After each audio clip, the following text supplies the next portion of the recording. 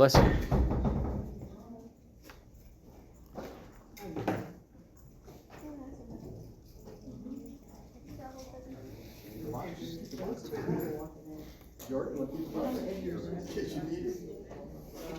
Let's get started.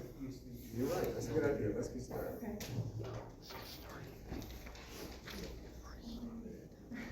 Some people, y'all start losing and you just stop playing. You just like, I give up, I quit, we already lost. And so you let it go. And you settle for the status quo. You settle for the easy road. You settle for, oh well. But here's the thing. There is no passion to be found playing small and settling for a life that's less than the one you're capable of living. Greatness is a lot of small things done well. Day after day, workout after workout, obedience after obedience, day after day. You think you're just gonna change the game, you're just gonna change the rules. It don't work like that. There's a standard to greatness and there's levels to this. To get something you never had, you have to do something you never did. And some of you right now, you are where you are, you're giving 60% when you have 120 in you. There are those of you with a big dream but a little grind. I need you to pick your grind up. I need you to pick your grind up. There's nothing wrong with your dream. You have a great dream, but your grind does not affect your dream. And I need you to wake up every single day, and I need you to use your 24 hours like you've never used it before. You gotta get tired of losing. You don't belong at the bottom, and it's time for you to get your butt from down there. It's time for you to stop being comfortable at the bottom. Get your butt up. Get where you belong. Do what you're supposed to do. Live like you're supposed to live. I made a decision. Enough is enough. It's showtime. And your grind has to match your dream. You can't play as much as you used to play. You can't go where you used to go. You can't do what you used to do. And now you gotta push your grind up to match your dream. You still fighting people. You still cussing folk out. You still laying hands on people. That's the easy fight. Now fight your bad habits. Fight your addictions now. Fight your laziness. Fight your procrastination. Take that energy now and fight to get a degree. Fight to start a company. Fight.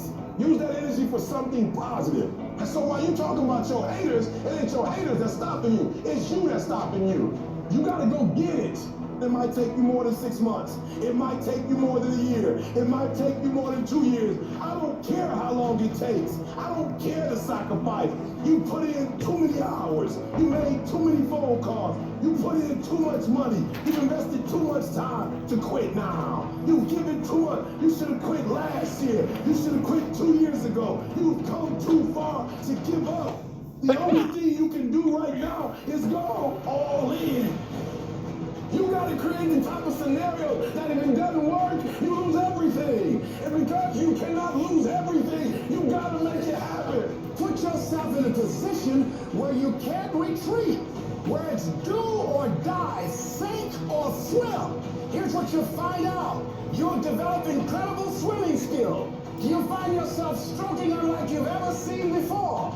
Through the inspiration of desperation, you'll become more creative than ever before. If you want to take the fucking island, burn your fucking boats, and you will take the island because people will either die or succeed to succeed. You can't have that life until you're willing to put in that work. I need you to hustle until you no longer have to introduce yourself. I need you to work this business so hard that you don't have to convince anybody. I need you to work this business so hard that they begging you to get in. They begging to get on your team. They're begging to go on the road. I need you to hustle so hard. I need you to go in so hard that people start calling you and you don't have to call them. You owe it to yourself to give it your best effort. If you get in the habit of being mediocre or doing just enough to get by, you're not hurting anybody but you. You're cheating you. But you're giving 50% and you said it's not working. You're giving 60% and you said it's not working.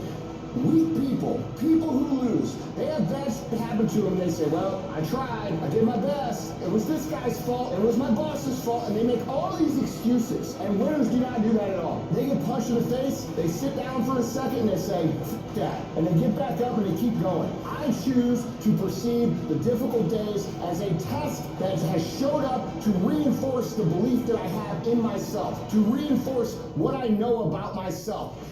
And if we all approach the difficult times like that, and we continue to push through, our confidence will go up tremendously. Is it easy? No. Is it worth it? Yes. Yes, your life is worth it. It's time for you to unleash the beast. It's time for you to go inside and unleash that fire, unleash that purpose, unleash your passion.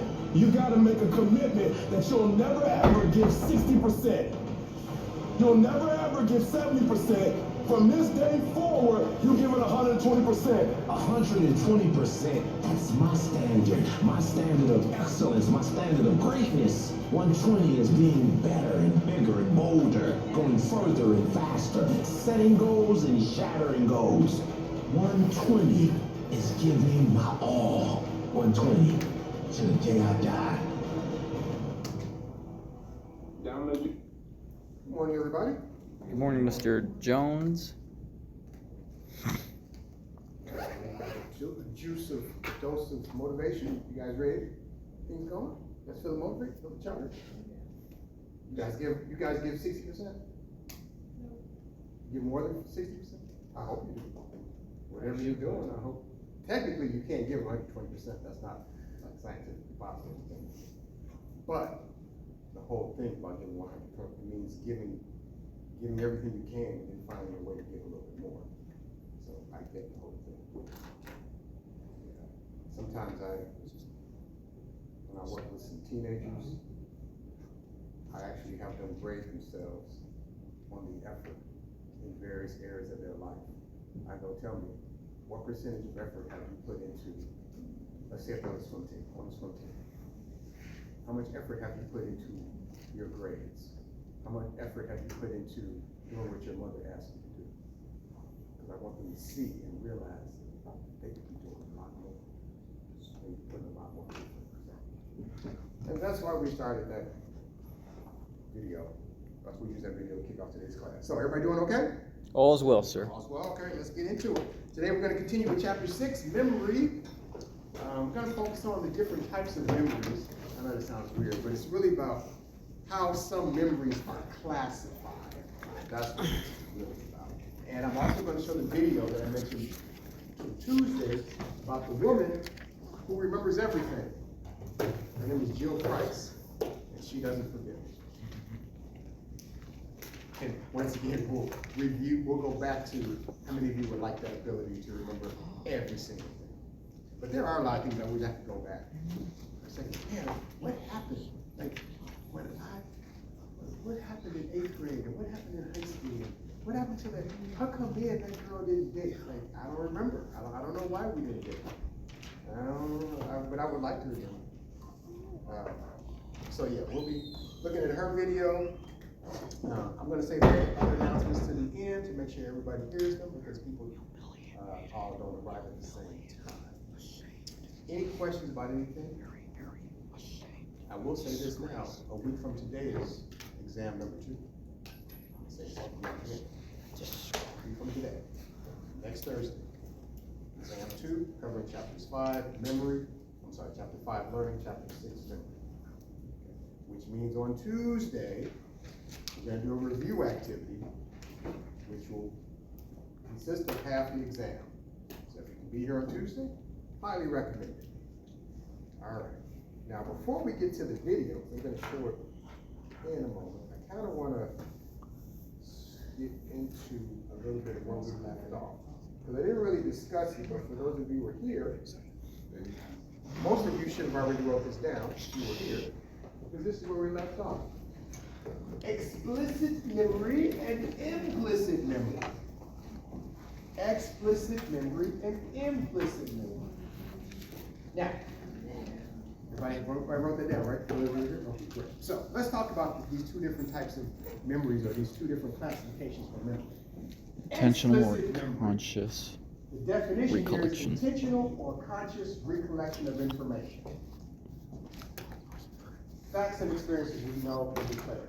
That's the best way to remember this definition. Just focus on what's in the bold print. Explicit memory is facts and experiences we know. We know it, we can declare it, we can say it without a shadow of a doubt. You just know this memory. You know when you graduated. I mean, you know what happened, you know what you wore, you know who was there. No one can say you didn't graduate. You're gonna guess I did. I know I graduated. Like, that is a fact and an experience that you know that took place. There's no doubt about it. You were involved in an accident. You remember the accident. It is fact. It is an experience. Somebody gets married. One day if you get married, no matter what happens on your wedding day, you're going to remember it. Positive, negative, somewhere in the middle, you gotta remember it. So, just remember, explicit Memories of which people begins with the aren't letter E. consciously aware. Experiences begin with the letter E. Just give you a little trick to help remember it. All right. Explicit memory, facts, and experiences you know. Now, implicit memory, the textbook definition is memories of which people are not consciously aware. In other words, bold print, skills that operate automatically without thinking. In other words, these are things that you know, maybe a skill, and you don't have to think about it. Those of you who have shoestrings, you didn't have to think about how to tie your shoes. You didn't have to get up this morning and go, okay, loop, swoop, buddy, or whatever different way you were taught how to tie your shoe. You didn't have to talk yourself through it. You know it.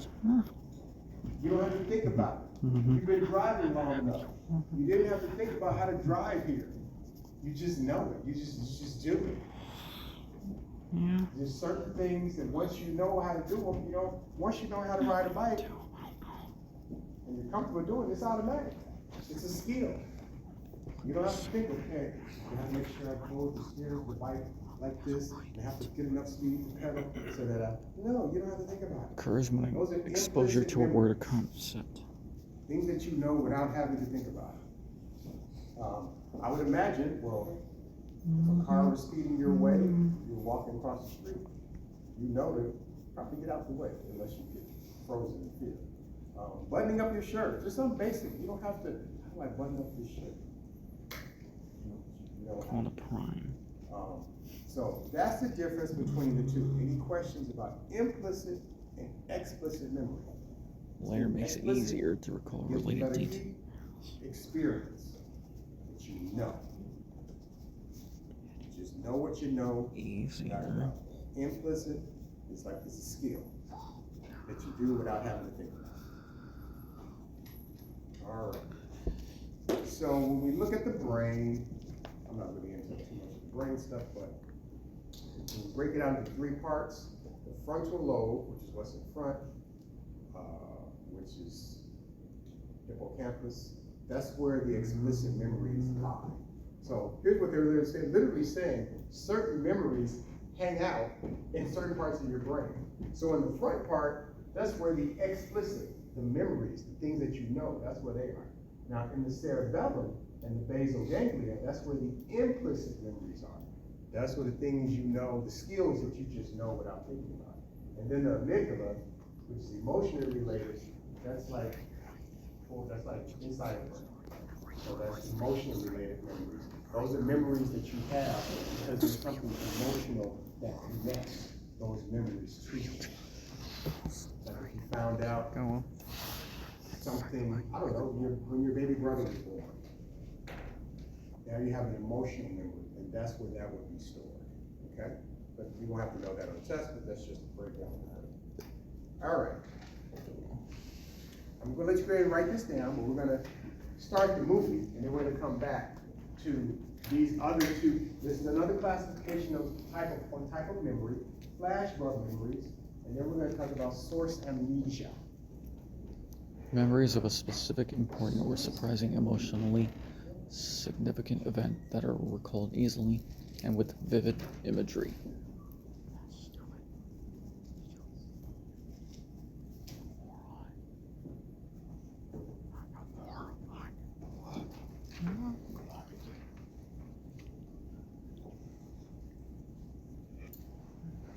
Who else needs to shoot? I need. Okay, there's shoot. You pass that one there. I'll move that over here. Failure. Screw up.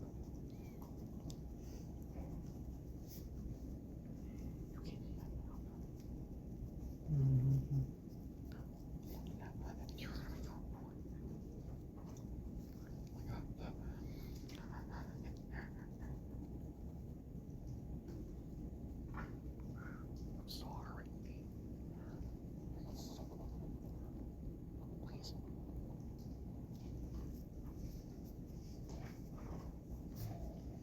Easily. Please. Please.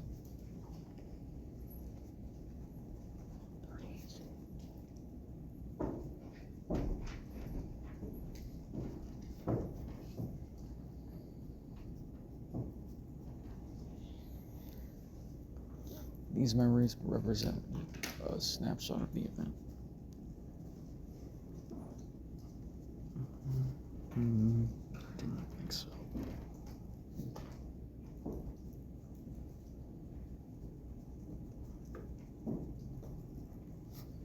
Ralph Byrne.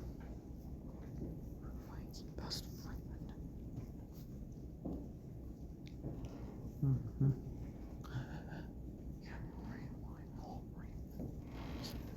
Now, before I show this short film,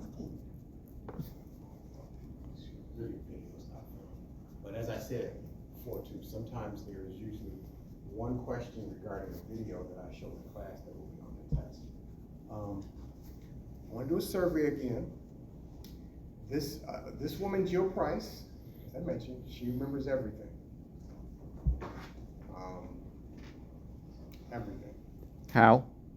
How does she remember everything? Yes. Her brain is just that way. Some people's brains can do that. Some people have what's called a photographic memory. Anybody have a photographic memory in here? Mm-hmm. You have a photographic memory? You're not sure? What do you? How do you know? I mean, if you, does anybody ever, I'm telling you, there's this guy, it's a TV show. Has anybody ever watched the TV show Suits? No? Nobody seen Suits? Have you seen Suits? Suits is a legal show. It's on, you can watch it on Netflix. I think it was out like 5 or 6 seasons. One of the main characters in Suits, so it's about a law firm, first of all, it's about a law firm. But there's this one young guy, he ends up working at the law firm. But, because he's supposed to be somebody who went to law school and took and passed the bar. But here's the thing, he never went to law school, but he passed the bar exam multiple times. They're like, how did you pass multiple times? You didn't go to law school. Well, his character has a photographic memory. So what he would do, he could read all the law books and people would pay him to take the bar exam. That's how he got his hustle on. He literally let people pay him to take the bar because once he read anything in the legal book, it stayed in his brain. It's a really interesting series. It's a really good series because he ends up getting a job at a law firm, but he shouldn't be there because he didn't graduate. This law firm only hires people who went to Harvard. He didn't go to Harvard. He didn't go to any law school, but he's so smart. The guy who he works for is like, I'm gonna go ahead and hire you anyway, but we gotta keep it a secret. We can't let anybody know you didn't really go to law school because we'll be in trouble. So, but it's a very cool show. So his character has a photographic memory. He could literally, one scene, the guy he ends up working for, he says, that's a law book, that's a law manual, right? He said, pick it up. He said, turn to any page. He turns to a page, and the guy starts reading, and the young college kid starts telling him, he starts reading, saying the rest of it. Oh wait, I've seen that. Yeah, that's They're Suits. like in an office building. They're in an office, right. And then the guy who's like, oh, like something, and then he was like, yeah, but it wasn't included, and so, and they're like just bouncing off each other. Yes. So, but this, now, Jill Price, the woman you're about to see the video, it's a little bit more than a photographic memory. It's not like she reads something, everything she experienced, she remembers. So it's more like experiences, not necessarily knowledge. I mean, I always, photographic memory, I was like, man, that would be so helpful, but I didn't get that gift. So who in here, before we watch, who would like the ability to remember everything? 1, 2, anybody else? 3, okay, 4, okay. I'd settle for photographic memory, but let's find out what her life has been like. It's kind of an old, it is an old video. There used to be a TV show called 2020. I don't even think it's still on anymore, but this is an old clip from 2020, and it's about Jill Price. Let's do that. And then when we finish, we will continue.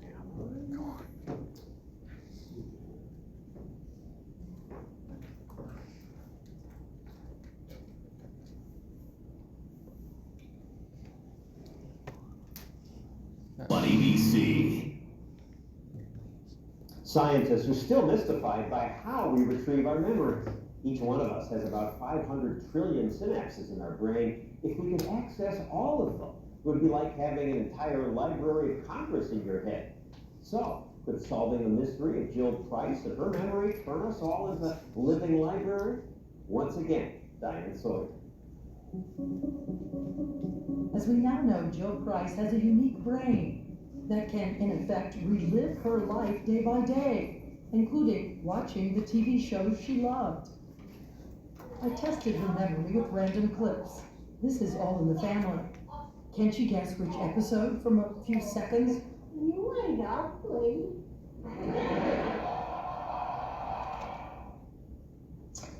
1975. She had her baby on the 22nd of December, 1975. And this was right before. She's right. By the way, she once helped work on a retrospective for CBS. Like, who shot JR? And I would, explain what was going on and what, when it happened, and so it is useful in that respect. What was the date of that episode? Who shot JR was on March 21st, 1980, but we found out who shot JR on November 21st, 1980. And I can tell you what I was doing in both of those instances. Final episode of February 28th, 1980. And I can tell you what I was doing that day, and it was raining that day too. And what about theme songs? Rock the Files. We brought one to try to stump her. Lansky's Beauties. No? I've never even heard of this show. Lansky's Beauties aired only 3 months in 1977, when she was just 11. Today, she works as an administrator at a religious school. Her job history as unsettled as her life. She says she was 12 when she realized she'd begun to live 2 lives at once, the present and the past. Her mother, Roz. She was not easy. And that's because everything that was going through her head, she couldn't explain. Her brother, Mike. There were things I would think to myself, why don't you just get over that? She doesn't. It was hard for them because they didn't really know what to do for me. My brother is totally opposite of me, so they didn't, I'm screaming and yelling and crying, and they didn't really know what to do for me. You can see the toll it seems to have taken on her year by year. This profound lesson she teaches about our memories, our lives. Is it possible our happiness and survival come from what we choose to edit, to forget? Because you said at one point that we have no idea how much of ourself is created by editing our memories. Right. To shape ourselves. Like, I still feel bad about stuff that happened 30 years ago. But we all do it. I mean, we can all remember 1 or 2 things. It's not 1 or 2 things, everything. And I really live it and feel it. And I think, God, if I had just done this, then I wouldn't have done this, and I wouldn't be here, and I'm always constantly doing that. Her father, Len, a Hollywood agent, looks back. Most of us are like that oyster that has a little piece of grain of sand. It builds a pearl around it to smooth out the sand. And that's what our memories are, really. We forget all the bad things, or a lot of them, or they're dull. The emotions are dull. But with Jill, she's right there. For instance, her mother, a dancer, remembers saying the usual one or two things about her daughter's weight gain. Jill has the days and dates. She'll not realize that she said it 500 times. She'll think she said it one time. And it has caused a weight problem for her, but there's nothing I could do about it anymore. Jill wants us to know that too much memory living in the past is paralyzing. It's uncontrollable. I actually think it should be like in a mental hospital, because makes me crazy. But I figured out a way to lift this. I mean, think about your junior year in high school. Now, what can you remember? Dr. Cahill and Dr. Begaw of the University of California, Irvine say there's something else they've learned about that mysterious part of Jill's brain which is larger than usual. It's an area associated with OCD. We believe that she has strong tendencies towards an obsessive compulsive. Could her brain be storing an infinity of memories, just as some OCD patients hoard things? We don't think it is an accident that the tendency to collect is both for objects and for memories. We think these are related, and we think that the brain does it, and we want to figure out how. Save things, hoard things? I don't know the word for it. But yeah, I mean, I have the first doll that was put in my crib. I have the first gift that was given to me when I was born. This is my notebook from senior year in high school. Well, have you tried drugs? What kind of drugs? Antidepressants? That doesn't work either. There is only one thing that did make a dramatic difference. 2002, she starts conversing online with a man named Jim Price. They meet, fall in love, and marry. He just got me right from the very beginning, and we laughed all the time, and he was my best friend. When she and Jim were together, it seemed like that was gone. It didn't matter. You know, all the baggage of the memories that she had were kind of put away. For a few years, she had doctors to help her, a husband who adored her. Then, 2 years after the marriage, tragedy. Jim, a diabetic, died of a stroke at the age of 42. Another day to relive in full pain, over and over again. And we could say, time heals all wounds. Doesn't for her. Her best friend, Wendy Lavoie. I think Jill's brave, and I think she has a lot of courage. And she's my hero because of it. I don't think she knows that. She will.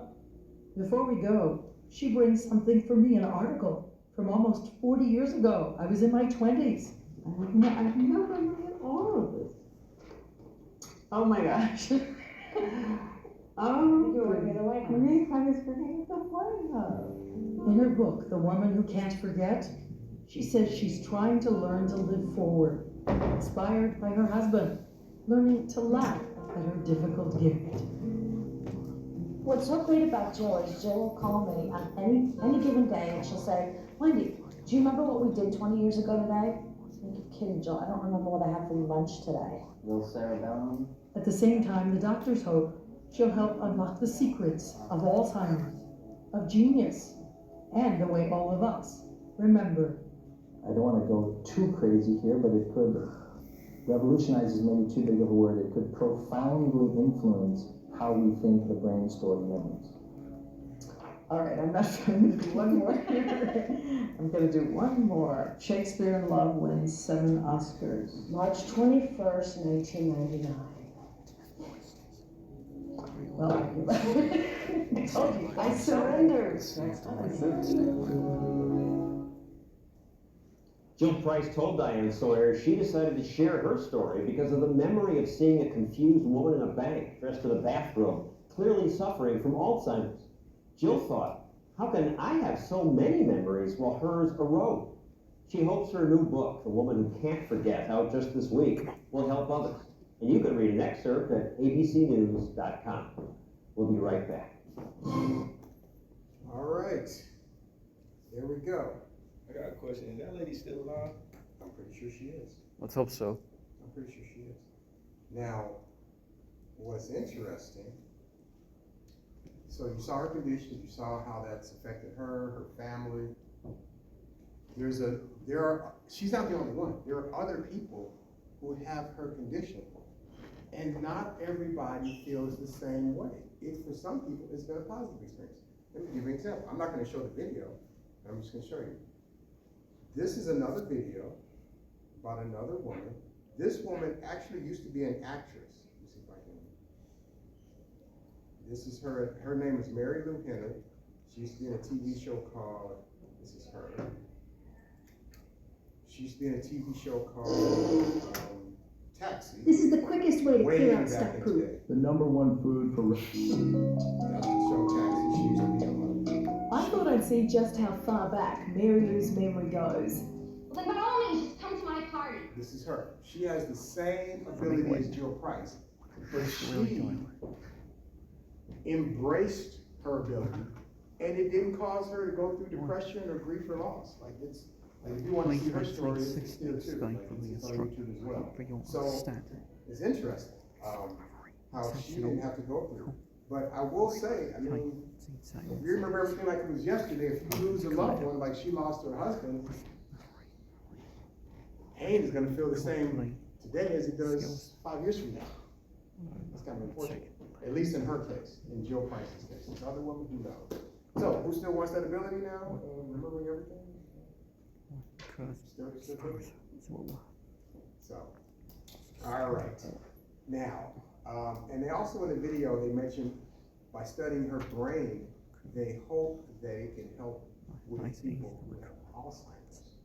And we are going to talk about Alzheimer's, not today, definitely on Tuesday.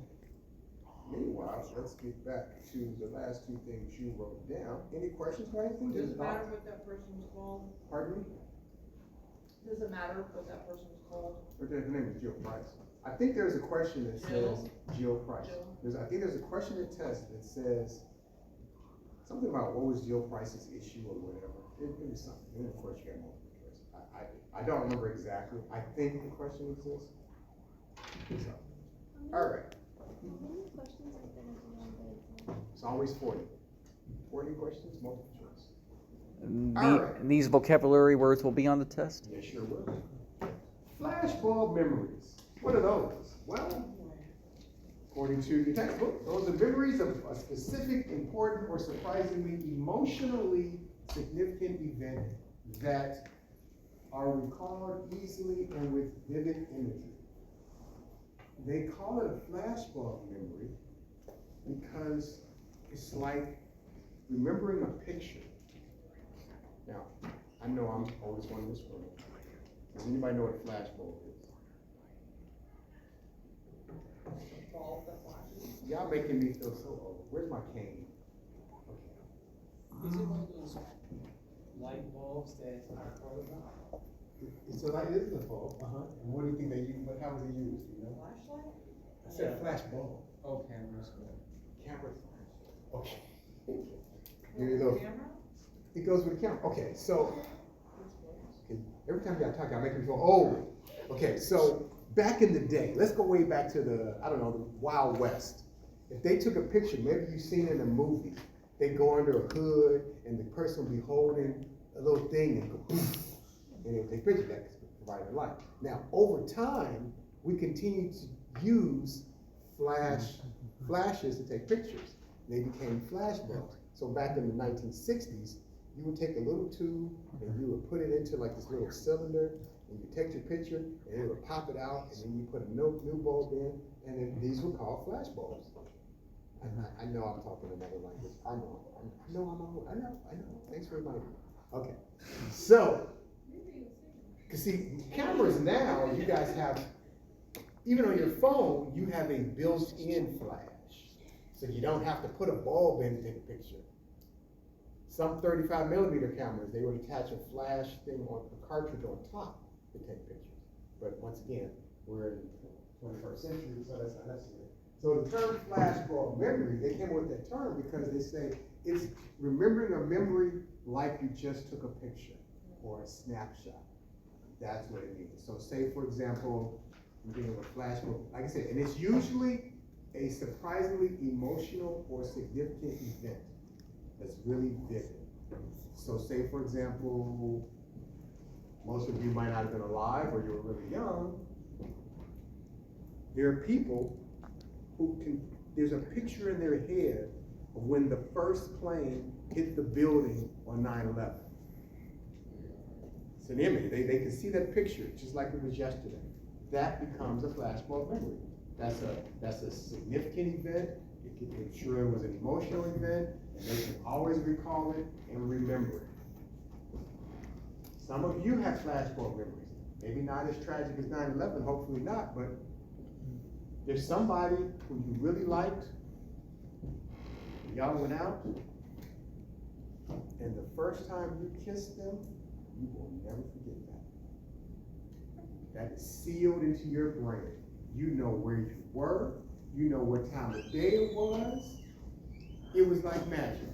Yes, sorry, hand in the back. You got a question? Anybody? No, but I do. Yes. Okay, so tell me what you think about my experience. I was in a really, really bad car accident, but remember those toys? Okay, I'm telling my age. The red, I just told mine. I know, okay, little red cameras with the picture disc that you would, it was red and yellow, you would, there's different discs you could put in, and it was different shots.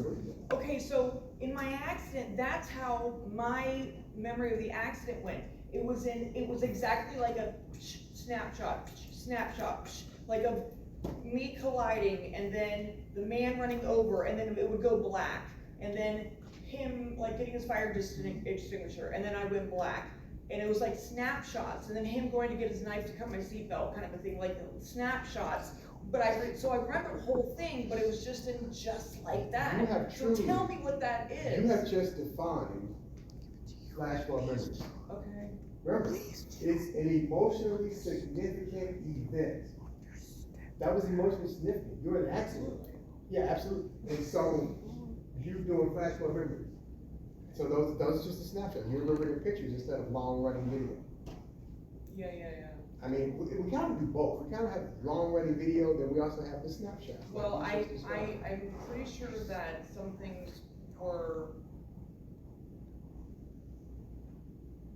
like when there's too much pain, you don't feel it. Your body puts off a protective, like if it's too much, it'll put you out. We're actually What's going to that? talk about that term. The term that goes with what you just said is called repressed memories.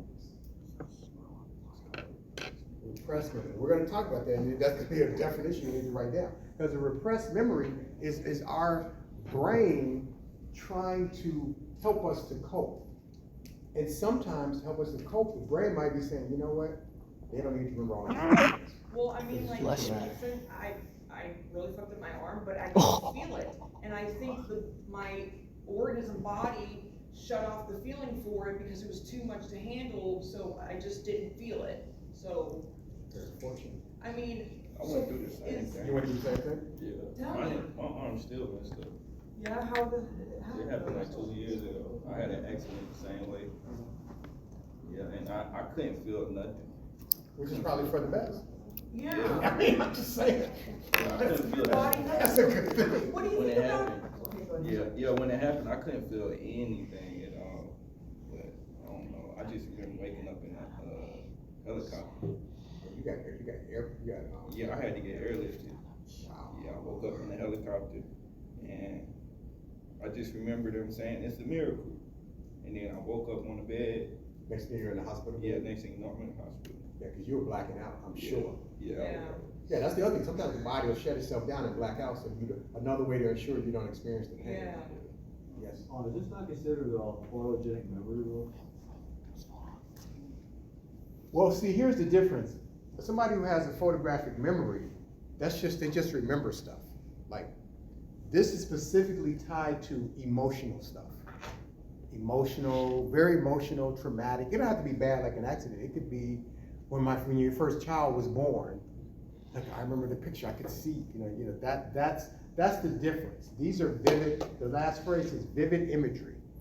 This is not just about remembering what's in the law book. So that's the difference. That's a little different. These are emotional images that just stay with us.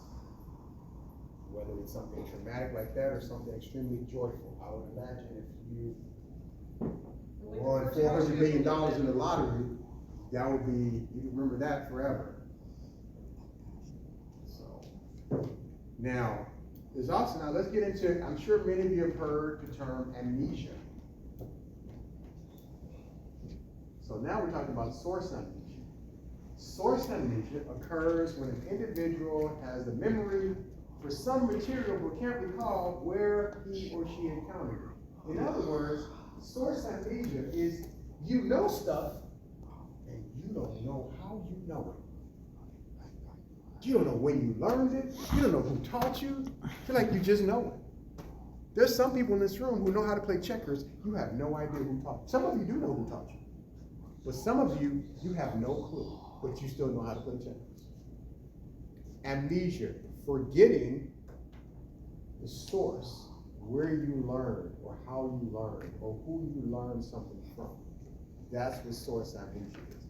There's a lot of us in this room that know all types of stuff. Some of you know how to tie your shoes, I mentioned earlier. Some of you don't know who taught you. You just know how to tie your shoes because you don't remember.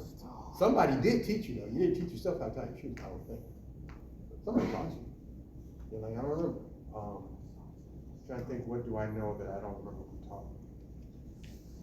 I think I remember who taught me how to tie a tie, so I'm not going to count that. But yeah, it might even be a foreign language, a phrase or something you might know. I don't know how I know that. It just, what was that? Okay, picking up a language. You might not know how you picked it up. It could have been somebody when in your life when you were a kid. It could have been a sitter. Could have been a neighbor. Like, I don't know how I know that. I have no idea how I know that. I mean, it could be anything. I'm assuming everybody here knows who taught you how to ride a bike, right? Right? Is anybody? That's something pretty. That's probably, is that a flashbulb memory where you could just It could be, put yes. that in a brain? It could be. It could My be. dad pushing the back of me and just, I didn't know he let And how go. about- I was already gone. That is. So I'm working on this speech, not for you guys, but for an event, and it's about the importance of fatherhood. And when I say, because I believe fathers, mothers too, of course, but fathers, if they are present in every way, mind, body, spirit, financially, when they are present, and if the father is whole, not perfect, but when I say whole, meaning this is a father who's aware, he's working on himself, he's trying to be the best person he can be. A father who is present and a father who is whole can be an amazing part of a child's life. If we have more fathers who are both present and whole, we could probably change our society overnight. Dogs too. The fathers are big. And so, I don't have a lot of memories of being with my father. So I didn't really grow with him maybe till first grade, and then I didn't see him again until I was a junior in high school. But one of the memories I do have is him. Like, I don't remember him playing with me. I don't remember him being, I didn't ride his bike. I mean, on his shoulders. He didn't wrestle with me. Like, I don't remember anything about it. But I do remember him teaching me how to ride a bike. And it was just like you said, because he took the training. I remember taking the training wheels off. I remember being a little scared because I got little training wheels on the side. And when they came off, and I remember he was like, we were on the sidewalk, and he's got the front and the back, and he's like, pedal faster, and I'm pedaling. And then you get that awareness, you realize, wait a minute, he's not holding me anymore. And what happened when you realized that? Did you follow? I know I followed. First, I was scared, but then I realized I had gone so far already, so I didn't know My what to mind do. will keep going. Yes. Yeah, so that, I was just saying, so that's talking about memories, so that's like a video memory. Like, I remember, since he didn't play with me much at all, I have no memories of him playing. I don't like playing catch, nothing. And that could contribute But that's to one bike behavioral. ride. What was that? That could contribute to the external behavioral perspective, the word we had a couple weeks ago. What's the word again? The behavioral perspective. Yeah, that 5 different perspectives. Oh, from the perspective, yes, that could, so the question would be, somebody would say maybe that who I am now from a behavior perspective was influenced because of the limited interactions that my father and I had together. So, all right, so flashbulb memories, emotional events, source amnesia, you know stuff, and you have no idea how you know it. You just do.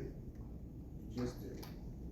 Speaking of flashbulb memories, these are common flashbulb memories. Being in or witnessing a car accident. We've got a couple of people who can relate to that. Meeting a roommate for the first time. That could be a flashbulb memory. Whenever the night or the day you graduated high school, for those of you who did the whole ceremony thing. Who went to prom? Okay, I'm a little surprised because who went to prom again in Philippines? So half of you did not go to prom, is what I'm saying. No judgment here. I just thought that's interesting. I was forced. I couldn't go because of the pandemic. Oh, that's right. For some of you, who didn't go because of the pandemic? Oh no, okay, that was okay. That's you on that one. Okay. Yeah, but that was for those of you who went, you may have some flashbulb memories from prom. Like literally, you know what you wore. I'm sure there were pictures taken. So yeah, an early romantic experience, however you want to define an early romantic experience. For some people, public speaking, receipt when you get a certain college admission letter. For some people, a first date, your first airplane flight. Who remembers your first airplane flight? That's kind of. My first airplane flight wasn't. I was your age. I was like 23, 24 before I got my first plane flight. So, all right. Now, we're going to talk about memories and the courtroom and the law. So, it's great to have an eyewitness who can identify suspects and point out details because of a crime. But unfortunately, our memories can be way off. Way off. Obscure. For example, this is something that can mess up somebody's memory when they're trying to recall a criminal event. The sight of a weapon acts like a magnet, and it draws people's attention away from other details. So what would that look like? Let's say you're in a grocery store and somebody decides to come in and rob the store. They might even put the gun at you because you were at the counter. Later on, when the police are asking you questions, you might not remember too many details about the person who held the gun because you were focusing on the gun for obvious reasons. I don't know how many of you had a gun pointed in your face. Anybody have a gun pointed? About who? First of all, I didn't like the fact that I saw hands going up. I should stop. You see, I didn't want to know anymore because I saw too many hands going up. So, I had a gun pointed in my face, and there was a detective, and he was yelling and screaming. I couldn't tell you what he looked like. At this point in time, I don't even remember if he was even black or white. But I can tell you the gun he had was silver. I know that. I know he pulled up behind us in an unmarked car. I know that. But the sight of a weapon can change a lot of stuff. Gun, it could be a knife, samurai sword, I don't know, it just changes. Sometimes when you're trying to talk to eyewitnesses, the type of wording that they use when interviewing a person can cause a problem. In other words, they can lead a witness. So say, for example, I don't know, a woman got attacked, she got her purse snatched, and the person who's asking questions, they say things like, think of a leading question. But you did see that, didn't you? Well, they might even bring race into it. They may say, it was a black man, right? Now you're leading. They might say, well, you know what, I'm not sure, but now that you mention it, it might have been. Now that you mention it. Now that that's called leading the witness. You're not supposed to do that. So wording can cause a problem. They say in some cases, the more confident a witness is, no, I saw everything, officer, I can tell you exactly. Sometimes the more confident a witness is, the less accurate their recollections are. And unfortunately, this is even a bigger problem with children. Children really struggle with recalling things. You can plant seeds in children and they will believe it. There was, I think it's in this textbook or another textbook I've used before, there was a situation where they told this child, when he was older, they started when he was younger, they told him that he rode a hot air balloon, but he really didn't. And they described the experience to him. Like, yeah, you went up, it was a sunny day, and blah, blah, blah. As he got older, they told him he really didn't. He said, yes, he did. Like, he argued because he was truly convinced he rode a hot air balloon, but he didn't. An adult planted those seeds in his head, and they took on a life of their own. And that's why the memories of children are highly vulnerable to the influence of other people. And especially if it was an emotional or a stressful situation. But then we run into a problem with then, if a child says he was physically or sexually abused, you have to wonder, did it happen? And you can't take a chance. You have to assume it did happen because your job, the priority is to protect the child. But there are children, or teenagers even, who will lie. So there are people who have been falsely accused of physically or sexually abusing a young person, and they didn't do it. So now people are in this position where we want to protect children. We have to protect children. They're vulnerable.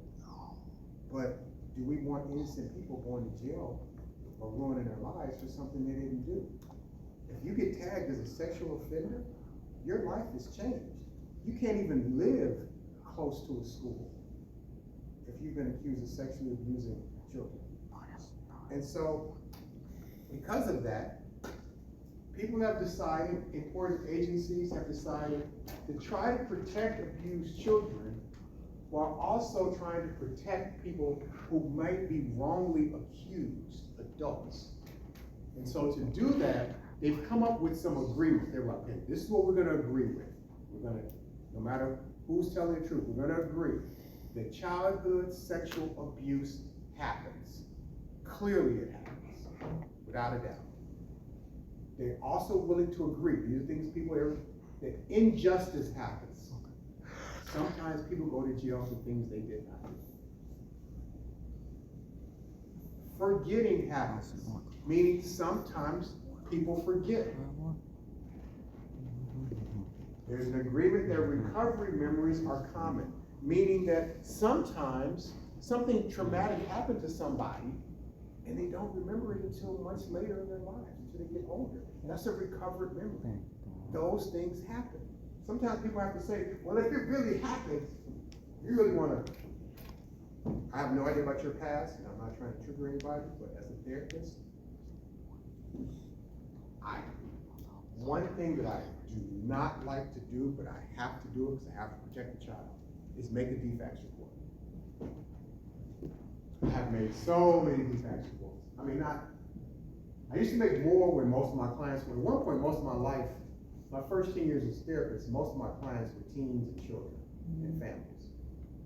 So, I made far more reports then. And not that I made a ton of them, but I made more than I wanted to make. Because when you make a DFACS report, Yeah, what does that entail? well, it just means either I can phone it in, I can email the office, or I prefer to call it in. So I'm notifying the Department of Children and Family Services that this child may have possibly been sexually or even physically abused. And I'm a mandated reporter. I have to do that report. I could lose my license if I don't. Teachers are mandated reporters. Doctors, police officers. There are a lot of people, if they suspect child abuse or child sexual abuse, they have to report it. So it's not like I can say, I'm not going to report it this time. No, I like my license. I have to make their report. But when I make their report, first of all, I hope the child is safe and going to be protected. But I know I've just kind of set a bomb off in that family. But I gotta do my job, I gotta protect the child. But I can promise, like, it's, I just drop a little bomb because everything's gonna change, and there's gonna be some sort of division, and people are gonna be like, well, how we know she telling the truth? She's only 8. She never liked her stepfather anyway. Yes. So, wait, the new tax report is just CPS? Department of Children and Family Services. Just so you know, once I make their report, they then create a case file. And so now an investigation is about to go underway. And so now they're gonna send social workers to the house. They're probably gonna send social workers to the school. They're gonna try to interview that child separate and away from any adults, and they're gonna talk to the adults. And that case is gonna be open until it's not open. And often during that time, that child and the possible predator or perpetrator they're not allowed to live together. Now, if the person is found guilty, they could be going to jail. Sexual abuse, even physical abuse, you can do time for that. So, once again, there's so many families, and I know, I've seen it, I've experienced it, I know them, like they start this dividing line where these people will support the child, these people, I don't believe it, they wouldn't do that. And Uncle Charlie is not that way. Uncle Charlie would have never did that to his niece. Whatever, blah, blah, blah. All this, somebody's defending somebody else. It's just, it gets crazy. Crazy. Yeah. And like I said, I've had to do it. I mean, everything from just crazy situations I've had. Also, they agree that memories of events before the age of 4 are really unreliable. That doesn't mean it didn't happen, but if a child is 3 years old, they probably don't have the best memory. I'd like to debate that, please, because I have like those flashbulb picture memories in my head of me like 2 years old in the first house I lived in Minnesota at my dad's house. Or it could have been a picture I seen later on that was reinforced in my brain. So, but I remember, I moved down here when I was 4, so I was 3 and less than that. And I remember my house, but maybe it's because we went back and visited, though also it reinforced that memory. Before the 4, I have bald memories. Keep in mind, no one's saying that 4 and under you don't have memories. They're saying that they're not reliable. And every child, just like every individual, is different. There is one child, maybe even you, who has a ton of memories before you were 4. And those memories are all accurate. But somebody else, 4 years old or younger, their memories may be much more fuzzy. Just like I mentioned an example of where they told the child, you rode a hot air balloon. And so now they believe it, but they never did. They did in their brain. But unfortunately, that's not reality. And so that's because young minds are very susceptible. Memories recovered under hypnosis are especially unreliable. I know we talked about hypnosis, but they said the memories can be kind of fuzzy. And here's the final thing.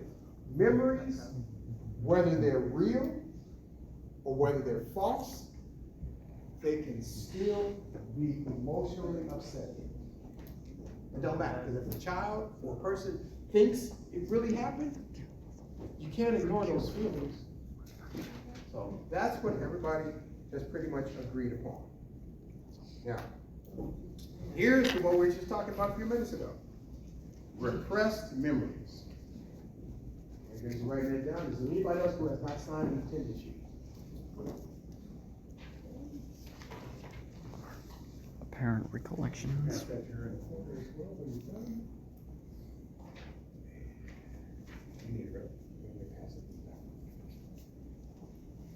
Repressed memories.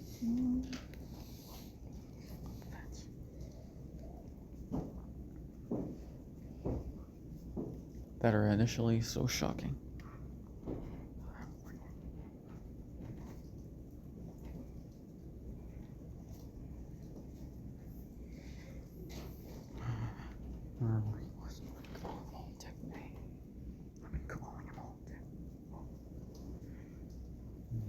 Excuse me.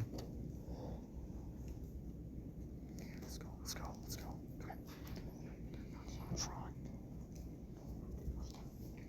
Into the cut. Let's go, let's go.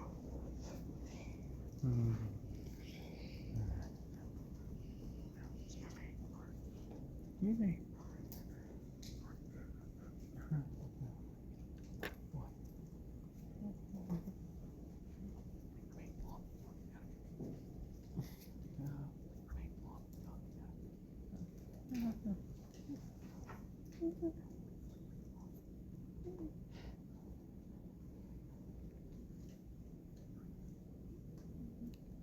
I'm just curious why somebody read it. Did I miss the rapture? Anybody know what I'm talking about? Still here. Still here? Okay, so I want to make sure, maybe everybody else left and I was left behind. So, no? Some of you have no idea. Who doesn't know what I'm talking about? Okay, so for some reason, this happens like every 10 years or so. Somebody predicted the end of the world was going to be happening, I think, a day or two ago, like the rapture. And in biblical terms, there's this belief that when the rapture comes, a lot of people are going to be taken up into heaven, and the rest of us are going to be left behind. Apparently, it didn't happen unless we're just the ones. We're all just people who are left behind. So I don't know. It's just coincidence. It's just a coincidence that this whole class got left behind, which is kind of interesting. They're off. The river's still got water in it. Damascus is still standing. That's got to be destroyed before the rapture can happen. And even then, you'll know it's happening when you hear a bunch of blazing horns. So you're saying none of that took place? You didn't hear any horns? No? I mean, unless I missed something. Wait. Maybe we got left behind. I don't know. They did a whole book series called Left Behind. I think it was back in the 90s or something. It was like a stack of books. It was called Left Behind series. And she had them. There was a lot of them. And it was all about people who were left behind who didn't get caught up in the rapture. So, but anyway, and there was some minister, something was like promoting this. Like, no, it's definitely the end of the world. The rapture is going to happen Wednesday, and that's going to be it. But apparently, I guess. So, repressed memories are an apparent recollection of events that are initially so shocking that the mind pushes them into our subconscious. What are we talking about here? We're typically talking about traumatic things. This is usually not, you're not going to repress a positive experience. That wouldn't make sense. Yeah, I'm repressing the, when I got an A out of chemistry class. No. These are things that are shocking or typically traumatic. So sometimes, our brain, we have a conscious mind, as we talked about, which is how you're awake, and then the subconscious mind. It's hard to control our subconscious mind sometimes. Like a subconscious mind is what makes us dream. We don't decide, I think I want to dream about this, and this tonight. Our subconscious doesn't. Excuse me. Our subconscious says, I'm taking over when you're sleeping. And so sometimes these things happen to us that are so unfortunate. Our mind decides, that's too much for us to deal with. We're going to bury that. We're going to repress that memory into our subconscious or unconscious mind. It's too traumatic to deal with. So there could be somebody in this room who you experienced something traumatic when you were like 1, 2, 3 years old. You don't even remember. But it took place. Maybe somebody in your family knows what took place, but you don't. Maybe you fell off the second floor balcony and you almost died. Maybe you had some disease or something. Who knows? There's all types of stuff, but you're just sometimes like, nope. Sometimes people have been attacked, and afterwards you're interviewed, like, I don't really have any memory of it. I know I was driving, I was on my motorcycle, and the next thing you know, I was in the hospital. Is that that sounds kind of the same as source amnesia, though? Well, source amnesia is you don't know how you know something. That's you don't know how you know. Like, you don't know how you know how to play chess. You don't even know. You just know how to play chess. You don't know where the source was. This is a repressed traumatic event. This is usually trauma. This is shocking. And to protect your mind knows if you thought about this all the time, you wouldn't get panicked. Probably get institutionalized or something. And so our brain has a built-in way of trying to protect itself, like a self-defense mechanism. The human body is so amazing. It tries to heal itself to the best of its ability without you doing anything. If you cut yourself and you're bleeding, the minute that cut takes place, your body is trying to fix itself. What did you say, what? What was that word? Mechanism? Self-defense mechanism. Defense. So think about it. You don't have to tell your body, okay, wound, okay, close up, heal, create a scab, stop the bleeding, okay, scab fall off. You don't direct your body to do none of that. That is strictly autopilot. The same thing with our brains. There's certain things that happen. Our brain says, no, they don't need that memory. We're gonna bury that. Now, just because something is a repressed memory, that doesn't mean it won't come up later. Because sometimes, out of nowhere, something happens, another event, you talk to somebody, and suddenly, something that you totally didn't realize you had blacked out, now you remember it. It could be 20, 30 years later, you're like, oh my God, it just hit me. This is what happened. Yeah. So what's the difference between like that and like an adrenaline rush? Because that kind of sounds like the same thing as that. Well, adrenaline is something that takes place within our body that we're so amped up, we can sometimes do things that we normally couldn't do. That's adrenaline. Like you hear stories about little old ladies lifting cars off their grandchild. That's the adrenaline racing through their body, giving them inhuman strength in that given moment. That's what life is. This is just a traumatic experience that your brain feels like you'd be better off not having to deal with. Which, I mean, because unfortunately, a lot of people, a lot of us, go through traumatic experiences. It don't have to be sexual abuse, physical abuse. It could be car accidents. It could be losing a loved one. There's so many different things we experience. It could be, I mean, there's some people who survived Hurricane Katrina in New Orleans. There's a lot of people from Louisiana who live in Georgia right now because of what happened with Hurricane Katrina. And that was a traumatic experience for a lot of them. They lost their homes. Some of them went to the Superdome and all sorts of craziness. People couldn't get food. People couldn't get water for days on end. So there's so many different things as human beings we encounter that we just have to try to deal with them the best way we can. Because there's gonna be things that's gonna happen in all of our lives that we would rather didn't happen. People say that there is like a lot more like recently like going on with hurricanes like that happened back then. Absolutely. Like some people, like I don't know, but I saw like a lot of people were speaking up on it like maybe like a few months ago how like at the Superdome like a lot of people got like sexually assaulted and stuff like that didn't occur. There were so much. This is funny because that ties into, I'm gonna get into fake news for a second. So she's talking about recently, I think this was a big anniversary for Hurricane Katrina, it might have been 25 years or whatever. And so there's a lot more information coming out about that time. And some of it even sounds like conspiracy related, but the reality is, and I said this probably the first week we were together, there is always more that we don't know about something and a person than that which we do. Always more. So there's so much more to the universe that we don't know. There's far more we don't know. Like an onion. But it's so much. It's even beyond that. It's so much. Like we don't have all the information what happened in Hurricane Katrina, but more and more still comes out. This is 25 years later. There's still things coming out.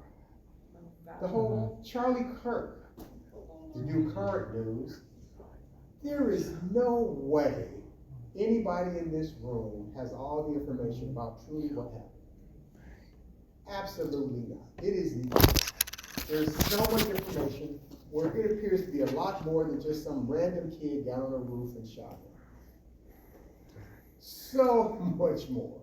So. Well, wasn't it at the time It's not that even time. matched a verse or something? It's everything. There are people who, Part of all that Damascus, maybe? we know this a lot more, we don't know than that which we do know. That's all I'm saying. Even the type of gun that he used, allegedly used. Look at the video, it's a double-aught shotgun. I saw a video of people showing what that shotgun does at 150 to 200 yards away. It completely destroys what it hits. Completely. Like he shouldn't have had a neck or a head if that was the true weapon that was used.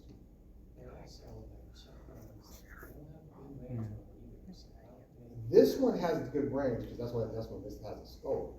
However, they don't even, I'm not even gonna get into it, but my point is there is far more. People were quick to judge who did it, and there appears to be a whole lot more. I could do a whole class of just stuff I've heard.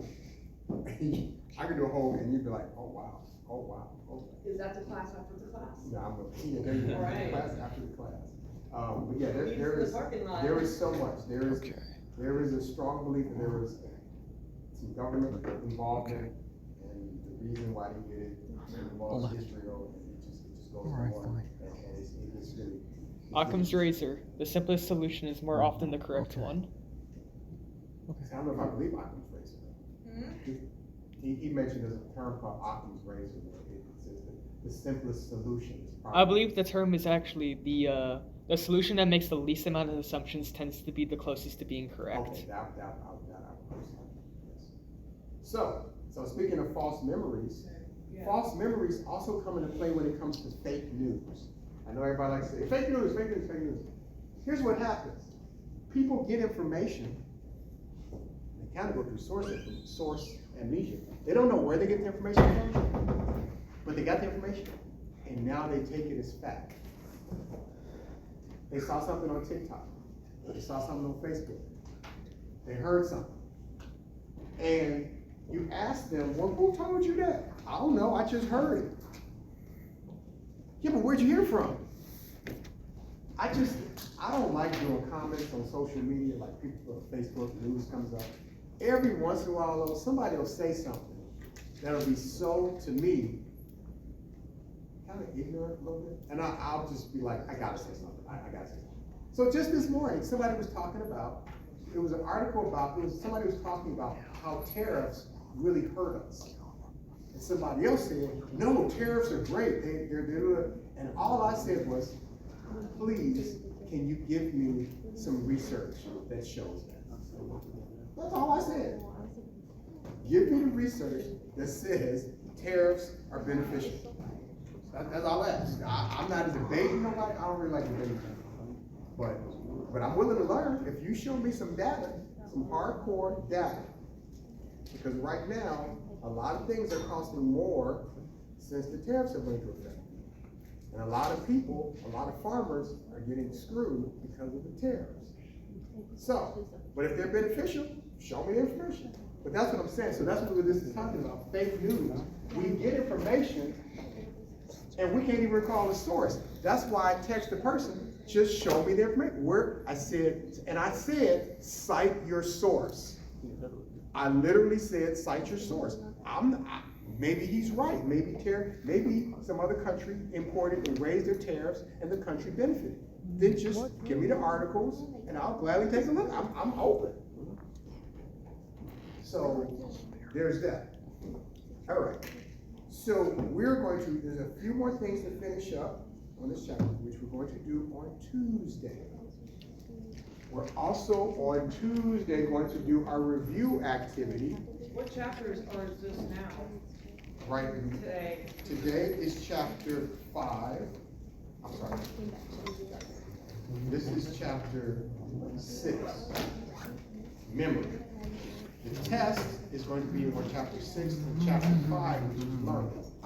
Now, Tuesday we're doing the review activity to help you prepare for the test, which will be on Thursday for those of you who came in late.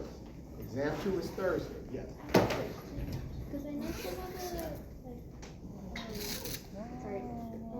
what are the questions that are not like vocabulary that we need to know? Because I know hard for that you just like? Like, for example, there's a Jill Price question out there. Like, I didn't underline, there's nothing underlined, there's nothing on the PowerPoint about Jill Price. But there probably is one question on the test about Jill Price. Everything else is under what's underlined. So, it'll be something easy, like, I don't know, something weird, like Jill Price, what was her deal? What was her issue? Something like that, something real basic. And if you were here, you saw the video, you didn't know what her issue was. You're not gonna be like, Jill Price was a serial killer. That's not the answer. Wait, what is it? Well, you tell me, what was Jill Price's issue? Oh, that's the video we just watched. Yeah, what was her issue? With the memory thing. Alright, what was her issue? What's the title of her book? That will be the question. Are we gonna play a game real quick before we leave? No, that's on Tuesday. Tuesday, we do a review activity. The review activity will be a competitive game. I'm not gonna tell you anything. It won't be Jeopardy, but it will be another competitive game. How was that? Is it Cahoots? Cahoots? What's that? Cahoots? You don't know Cahoots? What kind of teacher doesn't know what Kahoot is? I know what Kahoot is. It's like a It's game. basically an app. It's a survey. Basically. It's a New generation, Also, too, for you, don't forget, your quizzes for chapter 4 and chapter 5 are due on Monday, September 29th. If you have not done those quizzes, I think those in. What's your grade in those quizzes? All right, and if no one has anything else, have a great, safe weekend, and I'll see you on Tuesday.